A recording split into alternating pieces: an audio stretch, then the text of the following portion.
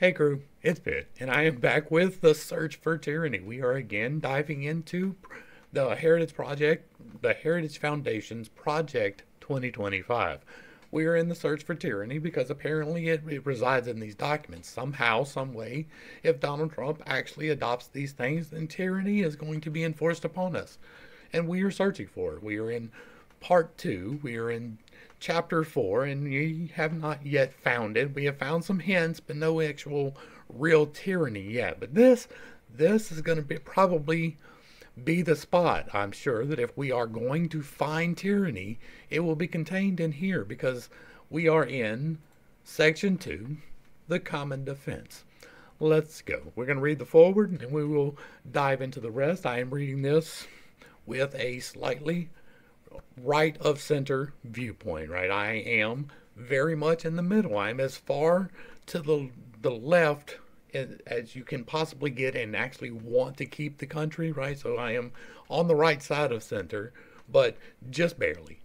So it is what it is. The common defense. While the lives of Americans are affected in noteworthy ways, for better or worse, by each part of the executive branch, the inherent importance of national defense and foreign affairs makes the Department of Defense and state first among equals. Originating in the George Washington administration, the War Department, as it was then known, was headed by Henry Knox, America's chief artillery officer in the Revolutionary War. Thomas Jefferson, the primary author of the Declaration of Independence, was the first Secretary of State. Despite such long and storied histories, neither department is currently living up to its standards, and success of the next presidency will be determined, in part, by whether they can be significantly improved in short order. Ever since our founding, former Acting Secretary of Defense Christopher Miller writes in Chapter 4, Americans have understood the surest way to avoid war is to be prepared for it in peace. Yet, the Department of Defense is a deeply troubled institution. It has emphasized leftist politics over military readiness. Recruiting was the worst in 2022 that it has been in 2 generations. And the Biden administration's profoundly unserious equity agenda and vaccine mandates have taken a serious toll. Additionally, Miller writes that the atrophy of our defense industrial base, the impact of sequestration, and effective disarmament by many U.S. allies have exacted a high toll on America's military. Moreover, our military has adopted a risk-averse culture. Think of masked soldiers, sailors, and airmen, rather than instilling and rewarding courage in thought and action. The good news is that most enlisted personnel and most officers, especially below the rank of general or admiral, continue to be patriotic defenders of liberty. But this is now Barack Obama's General Officer Corps.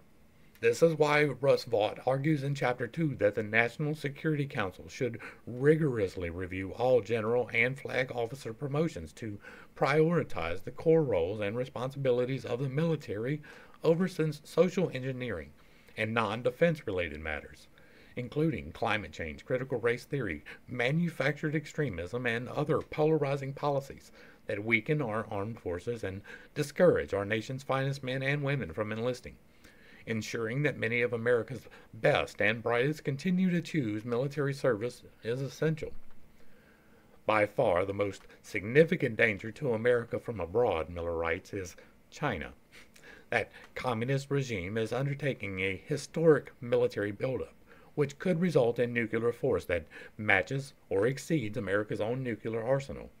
Resisting Chinese expansionist aims requires a denial defense, whereby we make the subordination of Taiwan or other U.S. allies in Asia prohibitively difficult. However, Miller adds that, critically, the United States must be able to do this at a level of cost and risk that Americans are willing to bear. The best gauge of such willingness is a congressional approval. Accordingly, we must rediscover and adhere to the founders' wise division of war powers, whereby Congress, the most representative and deliberative branch, decides whether to go to war, and the executive, the most energetic and decisive branch, decides how to carry it out once begun. as the past 75 years have repeatedly demonstrated in different ways, from Korea to Vietnam to Iraq to Afghanistan. We depart from our constitutional design at our peril. Miller writes that we must treat missile defense as a top priority, ensure that more of our weapons are made in America, reform the budgeting process, and sustain an efficient and effective counterterrorism enterprise.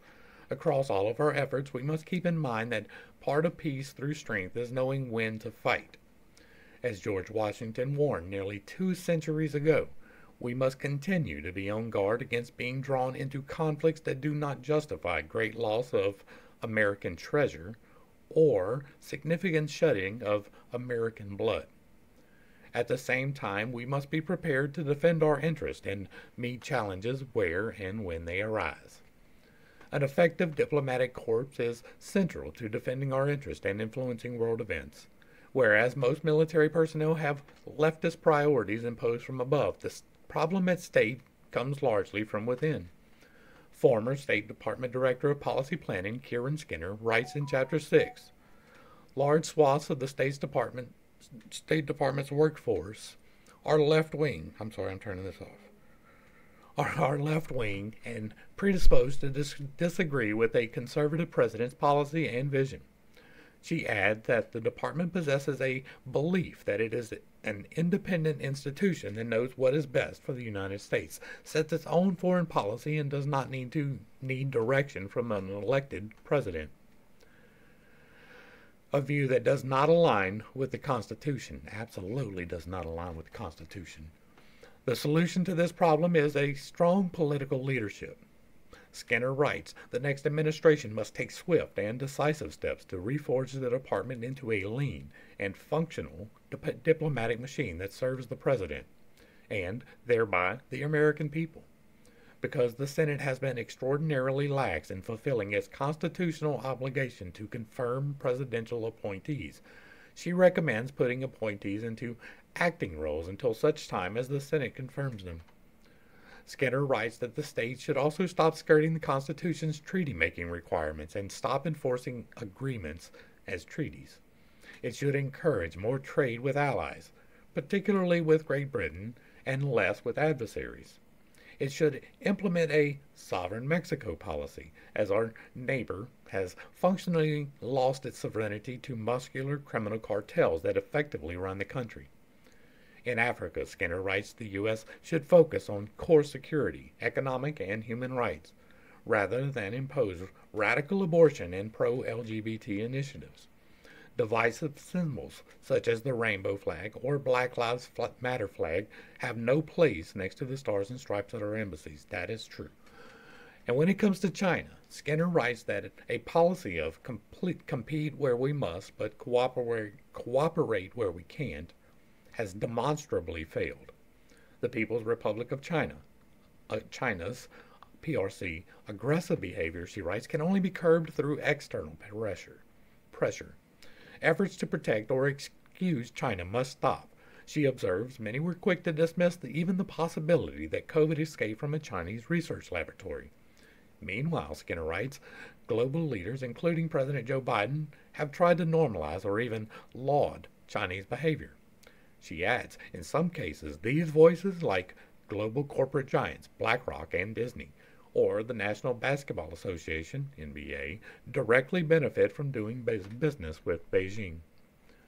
Former Vice President of the U.S. Agency for Global Media, Maura Namdar, writes in Chapter 8 that we need to have people working for USAGM who actually believe in America, rather than allowing the agencies to function as anti-American taxpayer-funded entities that parrot our adversaries' propaganda and talking points. Former Acting Deputy Secretary of Homeland Security Ken Cuccinelli says in Chapter 5 that the Department of Homeland Security, DHS, a creation of the George W. Bush era, should be closed, as it has added needless additional bureaucracy and expense without corresponding benefit. He recommends that it can be replaced with a new standalone border and immigration agency at the cabinet level, and that the remaining parts of DHS be distributed among other departments. Former Chief of Staff for the Director of National Intelligence, Dustin Carmack, writes in Chapter 7 that the U.S. intelligence community is too inclined to look in the rearview mirror, engage in groupthink, and employ an overly cautious approach aimed at a personal approval rather than offering the most accurate, unvarnished intelligence for the benefit of the country.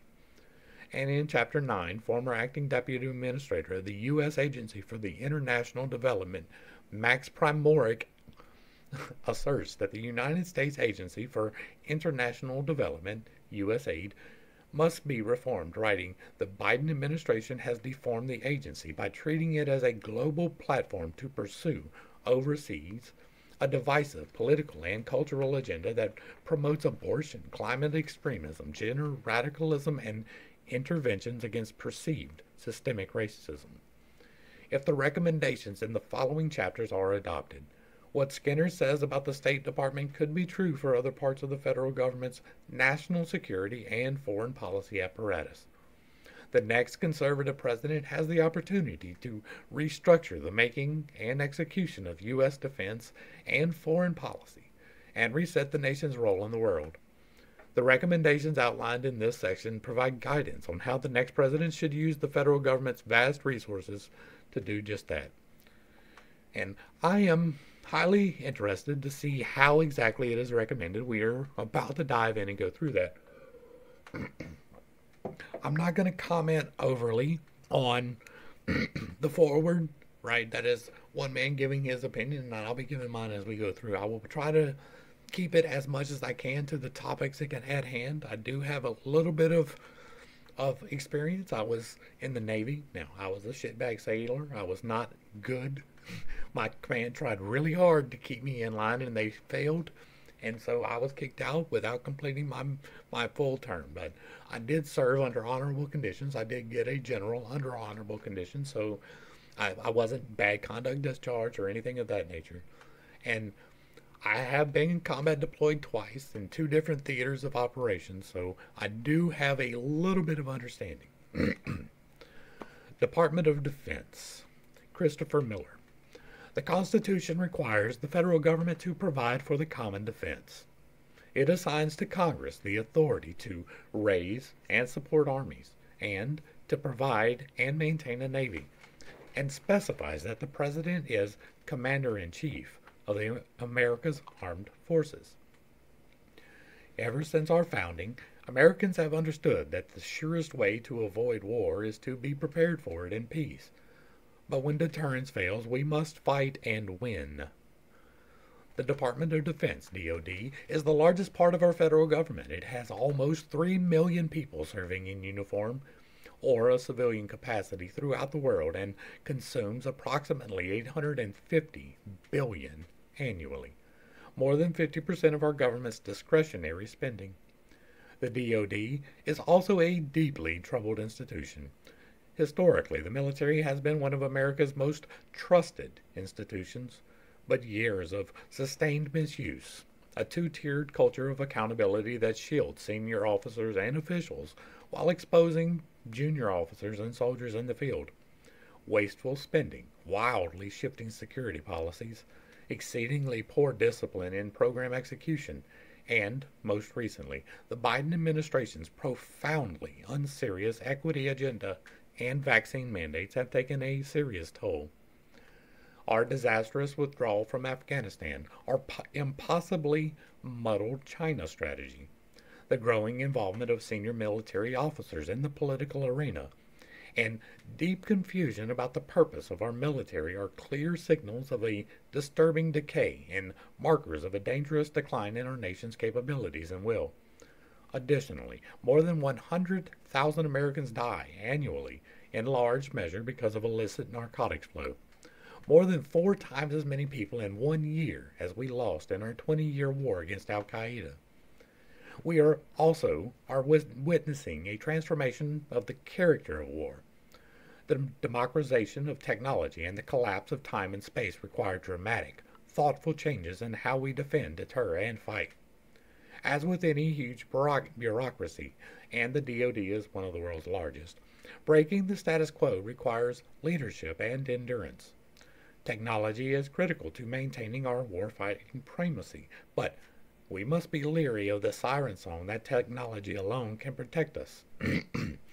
More important is how new technologies are developed, tested, procured, and used. And that relies on the true competitive advantages of our people. Ingenuity, common sense, and thoughtfulness are grounded in a free society. Because war will continue to be the most stressful and consequential human endeavor, the most powerful weapon systems will remain the 6 inches between the ears of our citizens and strength of their hearts and the content of their souls. Military service is the most difficult task we ask of our citizens, and our nation is enormously blessed that so many young, patriotic Americans eagerly volunteer to carry such a heavy burden. We owe them everything, and we must do better. To do better, however, means recognizing and implementing 4 overriding priorities. Priority number 1, reestablish a culture of command accountability, non-politicization, and war-fighting focus. Amen. Priority 2, transform our armed forces for maximum effectiveness in an era of great power competition. Priority 3, provide necessary support to Departments of Homeland Security border protection operations. Border protection is a national security issue that requires sustained attention and effort by all elements of the executive branch. Priority number 4, demand financial transparency and accountability. This chapter offers recommendations for improving our armed forces and the civilian organizations that support and oversee them. DoD policy. By far the most significant danger to American security, freedom, and prosperity is China. China is by any measure the most powerful state in the world other than the United States itself. It apparently aspires to dominate Asia, and then, from that position, become globally preeminent. If Beijing could achieve this goal, it could dramatically undermine America's core interest, including by restricting U.S. access to the world's most important market. Preventing this from happening must be the top priority for American foreign and defense policy. Beijing presents a challenge to American interests across the domains of national power, but the military threat that it poses is especially acute and significant. China is undertaking a historic military buildup that includes increasing capability for power projection, not only in its own region, but also far beyond as well as a dramatic expansion of its nuclear forces that could result in a nuclear force that matches or exceeds America's own nuclear arsenal. The most severe immediate threat that Beijing's military poses, however, is to Taiwan and other U.S. allies along the first island chain in the Western Pacific. If China could subordinate Taiwan or allies like the Philippines, South Korea, and Japan, it could break apart any balancing coalition that is designed to prevent Beijing's hegemony over Asia. Accordingly, if the United States must ensure that China does not succeed, this requires a denial defense, the ability to make the subordination of Taiwan or any U.S. allies in Asia prohibitively difficult. Critically, the United States must be able to do this at a level of cost and risk that the Americans are willing to bear, given the relative importance of Taiwan to China, and to the U.S. The United States and its allies also face real threats from Russia, as evidenced by Vladimir Putin's brutal war on Ukraine, as well as from Iran, North Korea, and transnational terrorism, at a time when decades of ill-advised military operations in the greater Middle East, the atrophy of our defense industrial base, the impact of sequestration, and effective disarmament by many U.S. allies have exacted a high toll on America's military. This is a grim landscape. The United States needs to deal with these threats forthrightly and with strength. It also needs to be realistic. It cannot wish away these problems. Rather, it must confront them with clear-eyed recognition of the need for choice, discipline, and adequate resources for defense. In this light, U.S. defense strategy must identify China unequivocally as the top priority for U.S. defense planning, while modernizing and expanding the U.S. nuclear arsenal and sustaining an efficient and effective counterterrorism enterprise. U.S. allies must also step up, with some joining the United States in taking on China in Asia, while others take more of a lead in dealing with the threats from Russia in Europe, Iran, the Middle East, and North Korea. The reality is that achieving these goals will require more spending on defense, both by the United States and by its allies, as well as active support for reindustrialization and more support for allies' productive capacity so that we can scale our free world efforts together. Needed reforms. Prioritize a denial defense against China. The U.S. defense planning should focus on China and, in particular, the effective denial defense of Taiwan. The focus and priority for U.S. defense activities will deny China the first island chain. Require that all U.S. defense efforts, from force planning to employment and posture, focus on ensuring the ability of American forces to prevail in the pacing scenario and deny China a fait accompli against Taiwan. Prioritize the U.S. conventional force planning construct to defeat a Chinese invasion of Taiwan before allocating resources to other missions, such as simultaneously fighting another conflict. Increased Allied conventional defense burden sharing. U.S. allies must take far greater responsibility for their conventional defense. U.S. allies must play their part not only in dealing with China, but also in dealing with threats from Russia, Iran, and North Korea. Make burden sharing a central part of U.S. defense strategy, with the United States not just helping allies to step up, but strongly encouraging them to do so. Support greater spending and collaboration by Taiwan and allies in the Asia Pacific like Japan and Australia to create a collective defense model. Transform NATO so that U.S. allies are capable of fielding the great majority of the conventional forces required to deter Russia, while relying on the United States primarily for our nuclear deterrent and select other capabilities, while reducing the U.S. force posture in Europe. Sustain support for Israel, even as America empowers Gulf partners to take responsibility for their own coastal, air, and missile defenses in both individually and working collectively. Enable South Korea to take the lead for its conventional defense against North Korea. Implement nuclear modernizations and expansion. The United States manifestly needs to modernize, adapt, and expand its nuclear arsenal. Russia maintains and is actively brandishing a very large nuclear arsenal, but China is also undertaking a historic nuclear breakout. Expand and modernize the U.S. nuclear force so that it has the size, sophistication, and tailoring to deter Russia and China simultaneously. Develop a nuclear arsenal with the size, sophistication, and tailoring, including new capabilities at the theater level, to ensure that there is no circumstance in which America is exposed to serious nuclear coercion. Increased Allied counter-terrorist burden sharing. Transnational terrorism remains a threat to Americans even as we pivot towards Asia. Sustain the military forces needed to deter, prevent, and combat terrorism, but at a sustainable cost in concert with other elements of national power and partner efforts. Prioritize enhancing the capabilities of allies and partners to take the lead in combating terrorism in their regions. All right, I think this starts a new section, so we're going to talk about it real quick. We are not the world police. I understand that somebody has to step into that role at occasion, and it is often going to be us because of our overwhelming forces. But we are involved in way too many conflicts. We have zero reason to be involved in the current conflict in Europe. We should not be there. It is a land dispute between ethnicities who are directly involved that we don't need to be involved in. The same is true in the Near East, Middle East.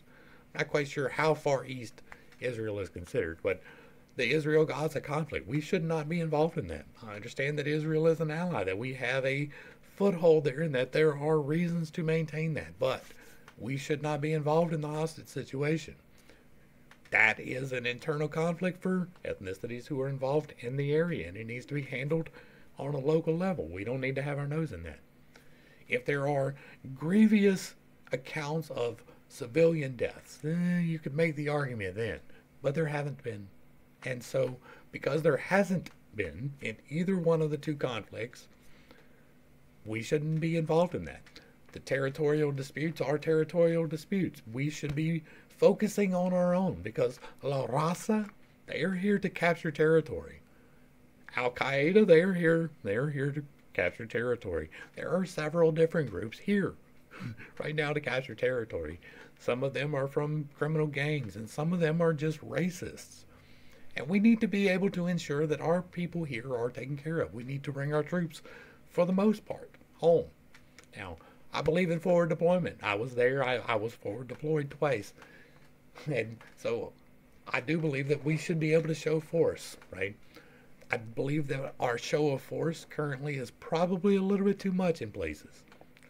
We don't need the manpower overseas. We have the ability in one carrier group to completely eradicate any nation that we wish.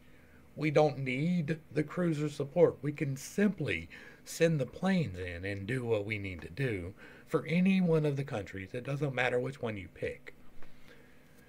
If you add in the cruiser and destroyer support and the frigates and all of the things that they bring to the table, which is a lot, we are an overwhelming, domineering force. You bring in the Marines who are deployed aboard those ships, and it increases even further. So we don't need a whole lot of the base forward deployment. I understand the need, why the current logic is and what the old logic was, but in this day and age, we can take care of it with seafaring. For the most part, we don't need to be physically in anyone's ground if we can help it. We should contract that. We should have the best trained military. It should be a highly sought after, hard to achieve goal to be in the military. Not everybody should be able to get in. It should be highly discerning. There should be extensive vetting. There should be hard things to do. We should hold the physical standard to the highest standard, all the way across the board from the bottom to the top. Everybody should be at the same fitness levels. You should be combat deployable at any moment's notice. It doesn't matter what you happen to wear on your shoulder boards. And so, all of that to say that some of this I agree with and some I don't. I don't think that we should be forward deployed. That is a little bit getting tyrannical. We don't need to be an empire. We can be there to support and assist with 6-month deployments. We can have the ships go out. This carrier group goes here, this carrier group goes there. And if you need additional support, we have them. We have a whole Air Force. We have the Army. We don't need them. Like if we were really playing for keeps, we wouldn't need them. We would go in, we would bomb the shit out of what we needed to do. We would set the devil dogs in with the leather necks on and let it rip, tater chip. All right, let's get into DoD acquisition and sustainment, ANS. The DoD's ability to acquire and field new and existing technologies is essential to the ability of America's military personnel to fight and win our nation's wars. To succeed in this endeavor, we must optimize the systems and personnel that the department uses. But the inflexible bureaucratic structure and risk-averse culture that we have developed over the decades makes it difficult to provide the tools that warfighters need at the speed of relevance. The number one problem in the DoD budgeting process, instituted in 1961, that requires acquisition spending to be locked years in advance, because technologies change so rapidly and requirements can change overnight. This creates situations in which military personnel not only go to war with outdated technology, but also may be fighting with equipment less than is capable than that of their competitors. America owes its military many things, and the most important is the resources they need to survive on the battlefield and carry out the tasks we ask of them. And I'm going to take an unaccustomed, unnormal break, right? I'm going to relay a personal message of this. Now, one of the things that we have a problem with in our military is keeping things supplied. That is an absolute truth. In the Navy, most of the ratings can be cross-rated, right? I was an engineman. I worked on ACs, I worked on steam, I worked on a lot of things. But I could have been a painter. That's not an actual rating in the Navy, but it could be, right? Everybody paints. But there's almost never paint, right? We have things that we need to paint. We have things that we need to do. We need needle guns. We need things. You have to go and requisition them from supply. Okay, that's understandable. You want to be able to keep track. You know what they would give us? You know those little bitty paper cups? Like we would get a cup of paint, and we would go paint and then come back and get another cup of paint. That's ridiculous. We're not talking about painting a spot this big. We're talking about painting bulkheads in engine rooms. We need a lot of paint. We need a lot of equipment, a lot of materials. But that ain't even the point of the story. Being undersupplied, always the thing. Toilet paper and greenie weenies, always in need. You know the thing that set my ship apart? I was aboard the USS Cape St. George. It was a wonderful ship. We won the Battle of twice while I was there. The great thing about the US Cape St. George, the thing that set us apart from everybody else on board the CG-71, our battle group was the best battle group. We were with the Ike on the East Coast when I was there. They're West Coast now, but we deployed, and we were the lead ship. We were the one. Like, our ship was the one, right? We were the point ship because we had a piece of equipment on our ship that we were not supposed to have. Our best thing, the thing that got us all the awards, all the accolades, we won all the war games, was commercial fishing radar. We had a commercial fishing radar on the ship, and that is what allowed us to be the best. No other ship had it. Our sister ship did not have this radar. Nobody else did. I don't know how exactly it wound up on our ship. It was not supposed to be there. But we had it, and it made us better. That's a supply problem. The fact that we were outstanding, like for real, like we could get into hours worth of battle simulations. I get it, it's just a simulation, but like we went on ball tops and we wiped out everybody as the sole remaining ship from the fleet. All because we had a piece of equipment that was not authorized by the Department of Defense. Needed reforms. Reforming the planning, programming, budgeting, and execution process, PPBE. Enhance funding and authority for the DoD, mission-focused innovation organizations, and away from program-specific stovepipes that planned for and designed 2 or 3 years earlier may no longer be relevant.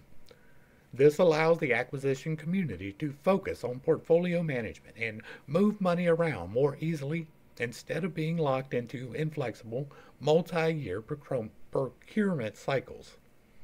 The President should examine and the recommendations of the congressionally mandated Commission on Planning, Programming, Budgeting, and Execution Reform, and develop a strategy for implementing those that the administration considers to be in the best interest of the American people. The Commission's final report is due on September 1st, 2023. Develop legislation or other means of providing funding outside of traditional PPBE processes for the prototyping and experimentation of emerging technologies that are deemed essential to modernization and future conflict. Consider creating a fast track for projects that satisfy the most pressing national security needs. Require the Undersecretary of Defense for Acquisition and Sustainment, the Undersecretary for Research and Engineering, and all service secretaries to conduct night court and use existing authorities to terminate outdated and underperforming programs so that money can be used for what works and will work. Require the undersecretaries and service secretaries to brief the Secretary annually on the results. Require the Office of the Secretary of Defense to research and report on the acquisition process used by America's adversaries to improve our understanding of how they are often able to innovate and field new technologies on a faster timeline. Slave labor. Slave labor does that.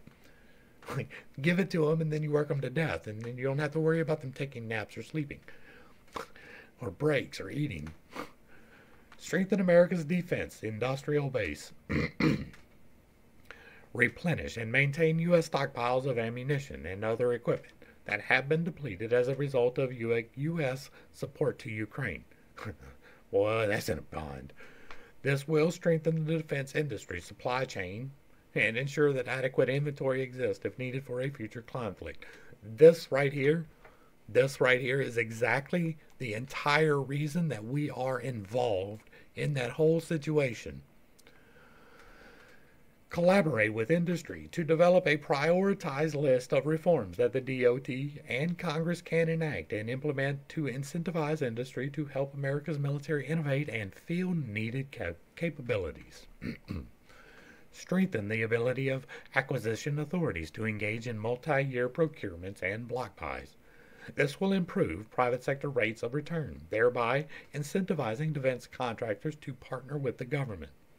It will also reduce government overhead by reducing the number of procurement competitions. Prioritize the U.S. and allies under the Domestic End Product and Domestic Components requirements of the Build America, Buy America Act. Currently, defense companies are required to manufacture defense items for the U.S. government that are 100% domestically produced and at least 50% composed of domestically produced components. However, there are loopholes that allow companies to manufacture these items overseas. This can create supply chain and other issues, especially in wartime.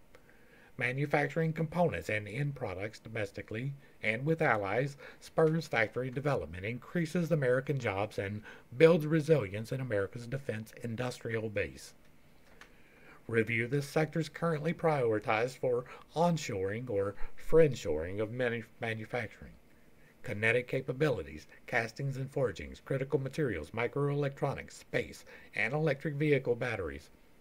Evaluate them according to the strategic landscape and expand or reprioritize the list as appropriate. Help small businesses to become medium-sized and large vendors, which encourages a more resilient industrial base and fosters competition. Encourage and plan for durable supply chains for small businesses so that they have commercial and private sector customers and are not solely dependent on defense orders, which can be highly specialized, expensive, and irregular. Increase external engagement among small businesses to inform them of DoD's needs and how they could work with DoD to meet national security priorities. Optimize the DoD acquisition community.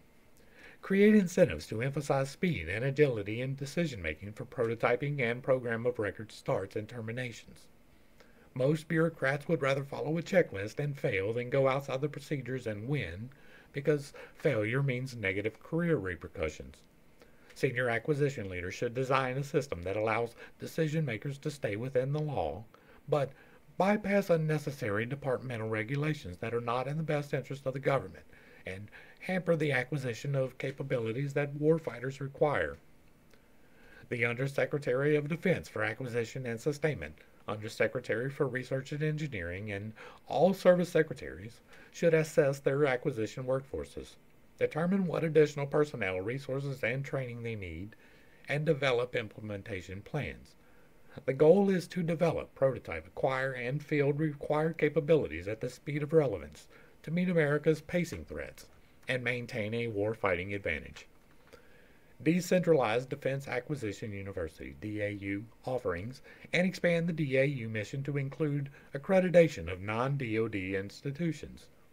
The critical shortage of trained and certified acquisition personnel must be addressed with urgency in order to support DoD mission objectives and goals. With the rapid evolution of training and educational technologies, including remote and virtual practices, there is no reason for DAU to maintain a monopoly on the knowledge and certification that are required to perform as acquisition professionals. Further, the cost to private contractors and non-DoD civilians who aspire to such a role limits the supply of trained and certified candidates. DAU has become an unnecessary barrier to entry into a career field that is vital to the DoD mission. We absolutely need to ensure that we are getting the most out of our military. And if that includes hiring more people, so be it. I doubt that it does. Well, maybe in this day and age, right? Because we're having a hard time meeting recruitment numbers. But for the most part, there are enough people to fill the SK jobs. Maybe not infantry, and maybe not the bilge divers, but there's people who want to be supply clerks. We need to streamline and update our practices in the way that we distribute things to ensure that we're not buying $25,000 toilet seats, but instead are buying paint so that we can ensure our ships don't rust. That might be a good, wise investment. DoD Research, Development, Test, and Evaluation, or DT&E. The fiscal year 2017 National Defense Authorization Act established a position of Undersecretary of Defense for Research and Engineering and assigned broad responsibility for all defense research and engineering, technology development, technology transition, prototyping, experimentation, and developmental testing activities and programs, including the allocation of resources for defense research and engineering, a unifying defense research and engineering efforts across the department. To the new Undersecretary, who is tasked with serving as the principal advisor to the Secretary on all research, engineering, and technology development activities and programs in the department. This led to the single largest DoD structural change since the Goldwater-Nichols Act of 1986, and was organized effectively during President Donald Trump's administration. Needed reforms: champion, engage, and focus the American innovation ecosystem.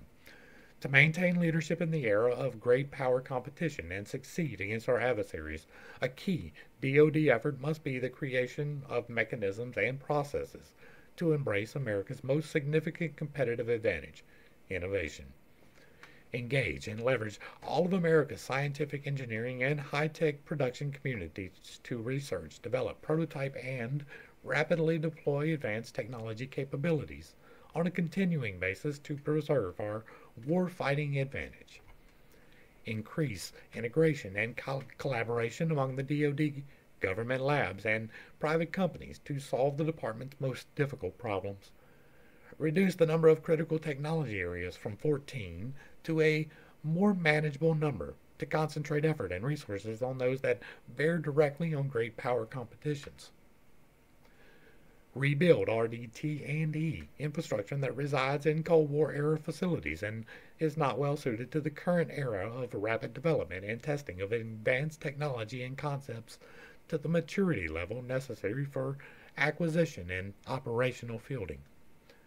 Move toward a much more comprehensive, independent, risk reduction approach to increase understanding of the technical risks by drawing on the expertise in DoD laboratories and agencies to help acquisition programs succeed. Improve the rapid deployment of technology on the battlefield. America's military advantage has derived from the professionalism of our service members and our ability to manifest our technological advantage in battlefield capability. The current era of great power competition will continue for the foreseeable future, and technology will be the currency of competition. Our ability to prevail will rest on our ability to develop new technologies and move them onto the battlefield more rapidly than our adversaries can. Accelerate the prototyping cycle to meet immediate battlefield needs. Require tighter integration with user communities to provide value. Establish a pipeline of near-term, mid-term, and long-term technology that is aimed at a great power competition, China, and can be matured, prototyped, and evaluated to support major acquisitions. The ability to produce at scale. To break the cycle of schedule delays and cost overruns from underdeveloped and poorly understood technologies. Develop a framework to protect the RDT&E enterprise from foreign exploitation. Strategic competition and adaptive adversaries require new thinking about how to protect technology.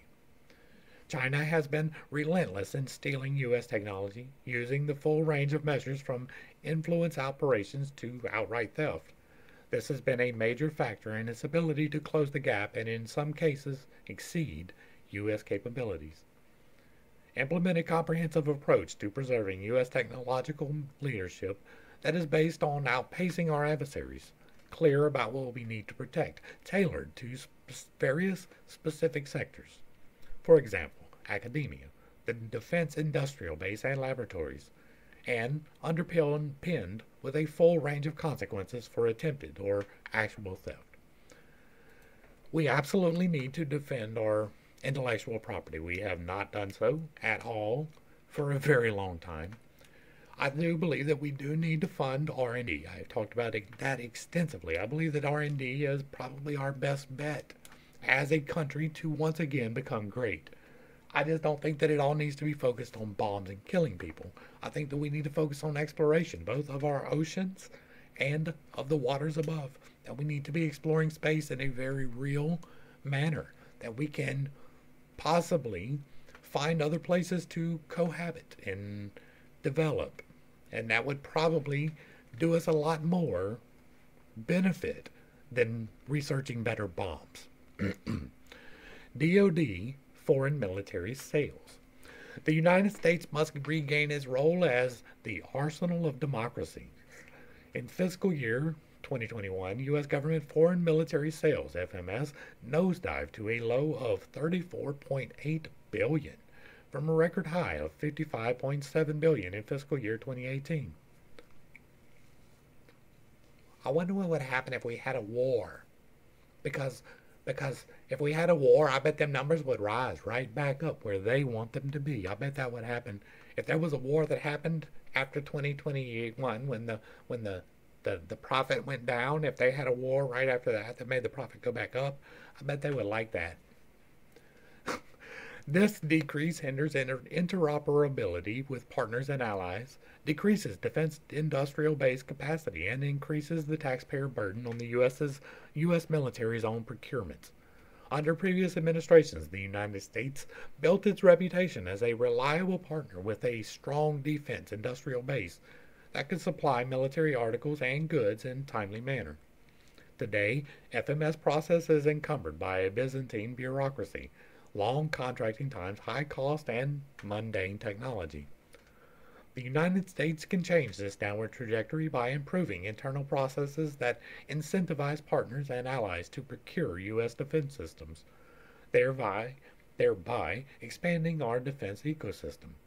We must reverse the recent dip in FMS to ensure both that our partners remain interoperable with the United States and that our defense industrial base regains much-needed capacity in preparation for future challenges.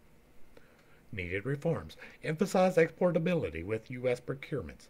The record low FMS sales in 2021 were driven partly by high cost of converting weapon systems on the back end of production, rather than emphasizing exportability in initial capability planning. Ensure that senior U.S. military leadership emphasizes exportability in the initial development of defense systems that are both available and interoperable with our partners and allies. Create a funding mechanism to incentivize exportability in initial planning, which can be recouped after future FMS transactions. End informal congressional notification. Informal congressional notification, or tiered review, is a hindrance to ensuring timely sales to our global partners.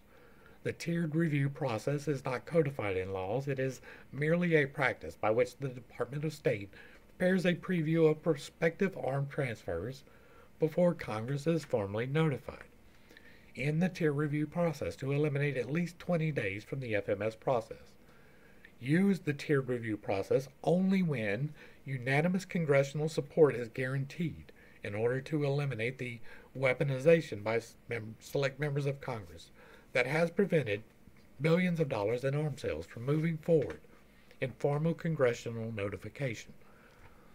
Minimize barriers to collaboration.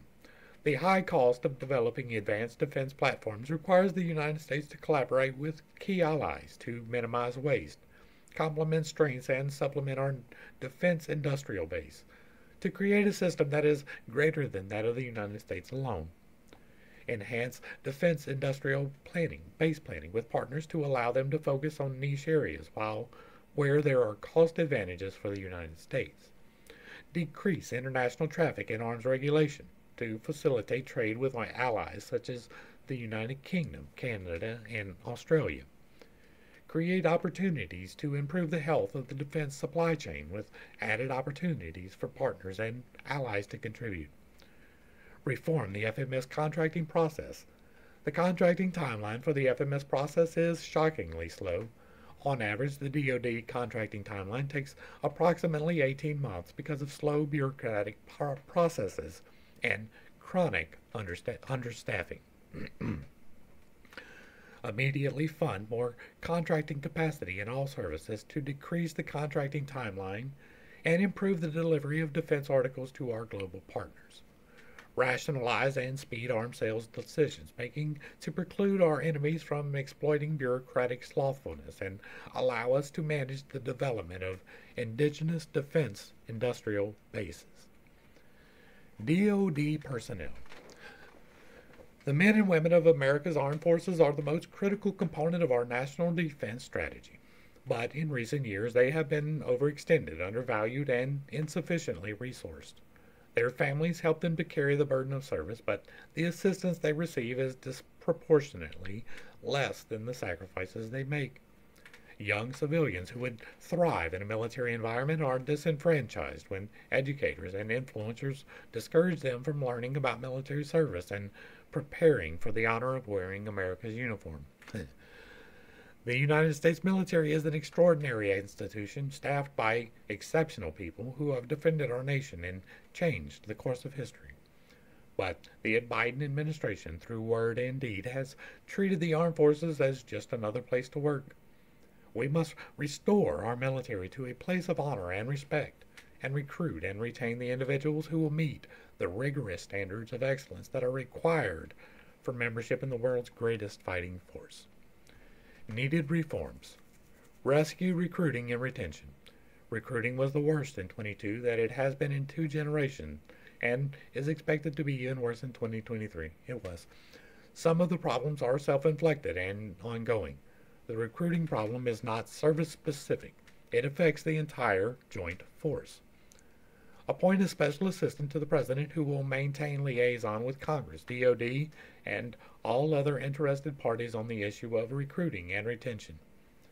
Improve recruiting by suspending the use of recently introduced MHS Genesis systems that uses private medical records of potential recruits at military interest processing stations, creating unnecessary delays and unwarranted rejections. Improve military recruiters' access to secondary schools, and require completion of the Armed Services Vocational Aptitude Battery. The military entrance examination by all students in schools that receive federal funding. Encourage members of Congress to provide time to military recruiters during each town hall session in their congressional districts. And increase the number of junior ROTC programs in secondary schools. Restore standards of lethality and excellence. Entrance criteria for military service and specific occupational career fields should be based on the needs of those positions. Exceptions for individuals who are already predisposed to require medical treatment. For example, HIV positive or suffering from gender dysphoria should be removed, and those with gender dysphoria should be expelled from military service. Physical fitness requirements should be based on the occupational field without consideration of gender, race, ethnicity, or orientation. Eliminate politicization, reestablish trust and accountability, and restore faith to the force. In 2021, the Reagan National Defense Survey found that only 45% of Americans have a great deal of trust and confidence in the military, down from 70% in 2018. Strengthen protections for chaplains to carry out their ministry according to the tenets of their faith. Codify language to instruct senior military officers, 3 and 4 stars, to make certain that they understand their primary duty to be ensuring the readiness of the armed forces, not pursuing a social engineering agenda. This direction should be reinforced during the Senate confirmation process. Orders and direction motivated by purely partisan motives should be identified as threats to readiness. Reinstate service members to active duty who were discharged for not receiving the COVID vaccine, restore their appropriate rank, and provide back pay. Eliminate Marxist indoctrination and divisive critical race theory programs, and abolish newly established diversity, equity, and inclusion offices and staff. Restrict the use of social media solely for purposes of recruitment and discipline any armed services personnel who use an official command channel to engage with civilian critics on social media. Okay, that's the official channels, not personal. Audit the course offerings at military academies to remove Marxist indoctrination, eliminate tenure for academic professionals, and apply the same rules to instructors that are applied at other DoD contracting personnel. Reverse policies that allow transgender individuals to serve in the military. Gender dysphoria is incompatible with the demands of military service, and the use of public monies for transgender surgeries or to facilitate abortion for service members should be ended. Value the military family. Military service requires extreme sacrifices by families. Support legislation to increase wages and family allowances for active duty enlisted personnel. No uniformed personnel should ever have to rely on social benefits like food stamps or public housing assistance. Improve base housing and consider the military family holistically when considering change of station moves. Improve spouse employment opportunities and protections, including licensing reform, and expand child care. Audit all curricula and health policies in DoD schools for military families and remove all inappropriate materials and reverse inappropriate policies. Support legislation giving education savings accounts options to military families. And reduce the number of generals. Rank creep is pervasive. The number of 06 to 09 officers is at an all-time high across the armed services, above World War II levels, and the actual battlefield experience of this officer corps is at an all-time low. The next president should limit the continued advancement of many of the existing cadre, many of whom have been advanced by prior administrations for reasons other than their warfighting prowess. I agree with almost all that. We should be fully war capable. The military should be highly discerning. It should be extremely difficult to get in. It should be extremely difficult to stay in. I was a shitbag sailor. I was one of the people who should not have been allowed to continue serving. I have learned better now that I am an adult and older, but at the time I was a horribly misguided young man. And so I did a lot of bad things. And they were absolutely right to kick me out, but I probably would not have been kicked out today. That's a problem. I was an actively unruly sailor, and I probably would have been allowed to remain under today's rules. DoD Intelligence. Our national defense establishment must evolve to meet the rapid, profound, and dynamic change in the global landscape. But, absent significant effort to reevaluate and retool in critical areas, including our intelligence and security portfolios, America's competitive advantage against rivals and adversaries is at serious risk. However, for any structural changes to succeed, the crisis in our intelligence community, defense intelligence enterprise leadership must be addressed. The DIE accounts for the bulk of the intelligence community's personnel and a significant portion of its budget. Of the IC's 17 elements, 8 are within the DoD, 2 are independent, and 7 belong to various other departments and agencies. Overall, the DoD provides 86% of the personnel who conduct intelligence activities, both military and civilian. The Defense Intelligence Enterprise must deliver accurate, unbiased, and timely insights consistently and with clarity, objectivity, and independence. If they continue on their current path, however, both the DIE and the intelligence community writ large will continue to provide inaccurate and politicized intelligence assessments that will mislead policymakers. Needed reforms. Improve the intelligence process. Defense intelligence assets have been committed to the prosecution of operational campaigns since September 11th of 2001. At the expense of our strategic objectives, and this has led to increased risk. Further, the DIE has evolved into a customer-based model with the DIE-IC trying to be supportive of policy direction at the expense of analytical integrity. The result has been a significant politicization of intelligence. Established unbiased intelligence reporting from the DIE-IC senior leaders. As the leader of the DIE, the Undersecretary of Defense for Intelligence and Security should provide a top-line, dissenting, or clarifying view of DIE and IC assessments as needed. align collection and analysis with vital national interests, countering Russia and China. Establish an effective goal federated intelligence framework with allies and partners and our combatant commands. Avoid the temptation to neglect areas that appear less pertinent but that support a convergence of threats and the critical requirements to sustain those threats. Establish and sustain feedback loops to provide insight and direction for continuous improvement and accountability. We must revisit our assessments and understand where we got it right and where we got it wrong.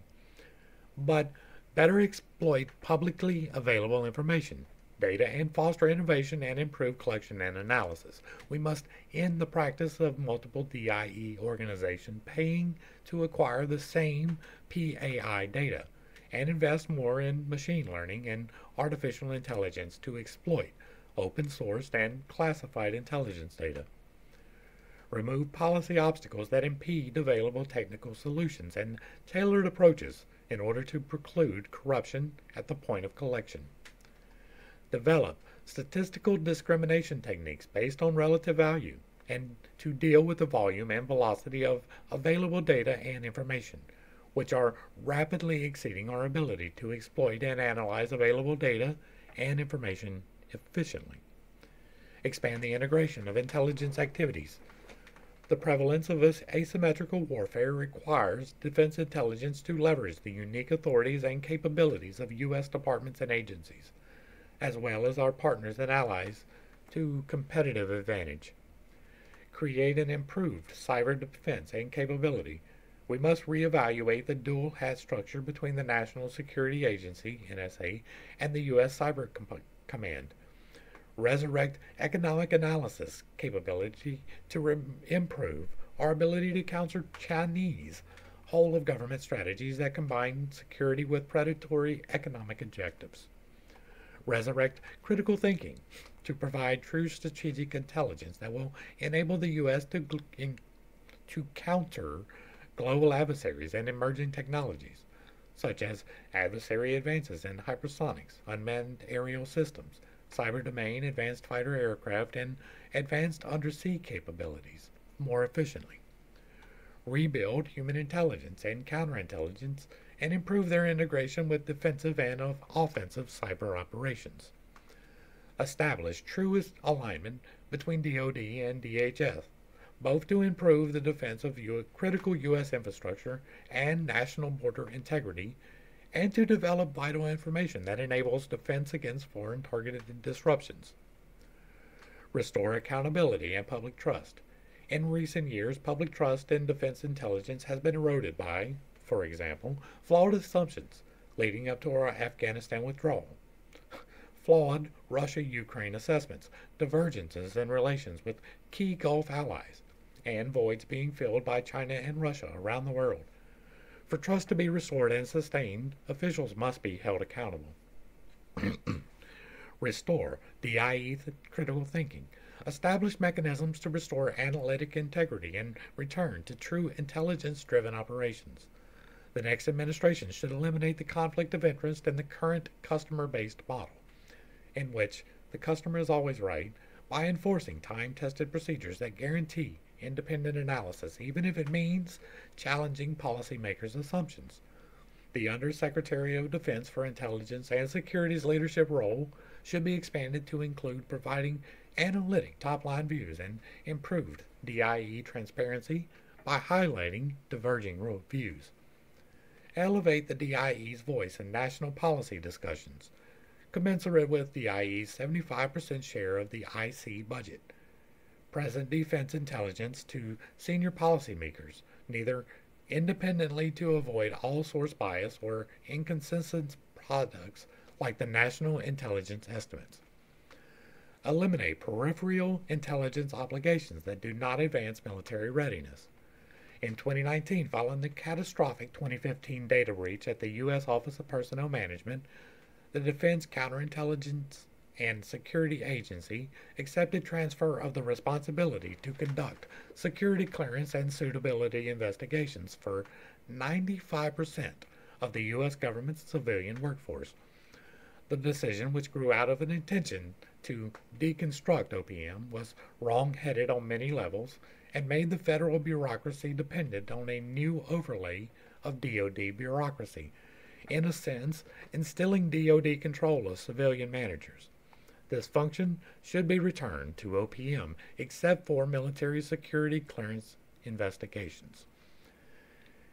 And that is going to be the end of this section. There will be a whole new section where we will be talking about the individual branches tomorrow. Most of this has been aligned with where we need to focus our attention going forward. I don't agree with the thought that China is a significant threat. I understand that they are a danger, right? But mostly they are trying to consolidate and get a grip on how to even produce their own things. They're not good at it. They're not good at innovation. They have to steal it. They're not good at production, right? They do it cheaply, they do it quick, but then it breaks. They're not as big of a threat as we're making them out to be. The same with Russia. Russia is expanding their territory. It is happening. It has been a clearly stated intention for years. They have not expanded past the point where they said they were going to. They haven't attempted to bring the war any farther than they already did when they first started. They have the capability to do what they wanted to do there. They could extend a lot farther. We would probably be embroiled in war at that point. The current situation is something that we probably shouldn't be in, and that is a much, much larger discussion than we're going to have here. But for the most part, research and development, yeah, we should be the best equipped, best trained, the most effective force on the planet. Nobody should be able to touch the U.S. military by any measure. But we should hardly ever be used in real life situations.